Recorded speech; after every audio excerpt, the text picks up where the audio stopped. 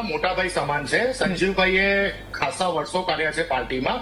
સંજીવભાઈને હું દિલ ઉપર હાથ મૂકીને કહેવા માંગુ છું, આ ડિબેટ જોવાવાળા અસંખ્ય ભારતીય જનતા પાર્ટીના વડોદરા અને ગુજરાતના કાર્યકર્તાઓને દિલ પર હાથ મૂકીને કહેવા માંગુ છું, શું ખરેખર અધિકારીઓ તમારું સાંભળે છે?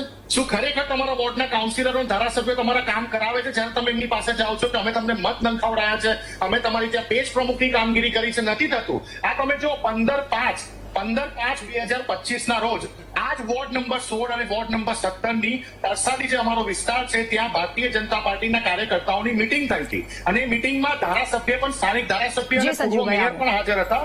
આ જ મીટિંગમાં ભારતીય જનતા પાર્ટીના કાર્યકર્તાઓએ બરાપો નાખ્યો હતો કે ભાઈ તમે જનતાના કામ નથી કરતા. લોકો અમને એવું કહે છે ખાલી ભાજપનો ઝંડો લઈને ફરો છો પણ અમારા કામ તો કરતા નથી. આ 16 નંબરમાં 2 માંથી બધી બેઠકો તમારી જતી રહેશે હવે પછીની ચૂંટણીમાં. આ ભારતીય જનતા પાર્ટીના કાર્યકર્તાઓનો બનાવો હતો અને મારી પાસે તો આવા અસંખ્ય ઉદાહરણો છે. મારી પાસે 2 ડઝનથી વધારે કોર્પોરેટરોના નામ લખીને આવ્યો છું દાદા, કે જે લોકો છેલ્લા 5 વર્ષથી આ ડિસેમ્બરમાં ચૂંટણી આવવાની છે, છેલ્લા 4.5 વર્ષથી જે પણ વડોદરા મ્યુનિસિપલ કોર્પોરેશનની સભા થાય છે તેમાં અવાજ ઉપાડે છે મ્યુનિસિપલ કમિશનરની સામે. ભાજપના જ કોર્પોરેટર બોલે છે કે અધિકારીઓ અમારું સાંભળતા નથી, અમારી સરકારમાં કામ નથી થતું.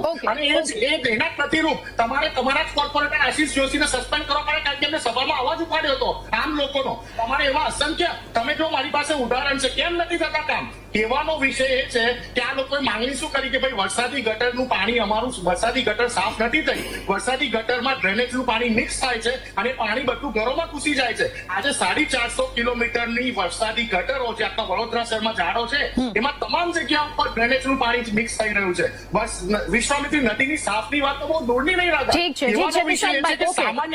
કહેવાનો વિષય એ છે કે તમે સ્માર્ટ સિટીની વાત કરી હતી કે વડોદરા સ્માર્ટ સિટી પ્રોજેક્ટમાં હતું. તમે સ્માર્ટ સિટીના નામે તો ખાલી પૈસા ખંખેરી ગયા પણ સામાન્ય શહેર તો અમને પાછું આપી દો, જ્યાં સારું ચોખ્ખું પાણી 2 ટાઈમનું મળતું હોય, જ્યાં વ્યવસ્થા સુનિશ્ચિત કરેલી હોય. ફટાફટ કામ થઈ ગયું તો કોંગ્રેસ માટે પણ મોકો.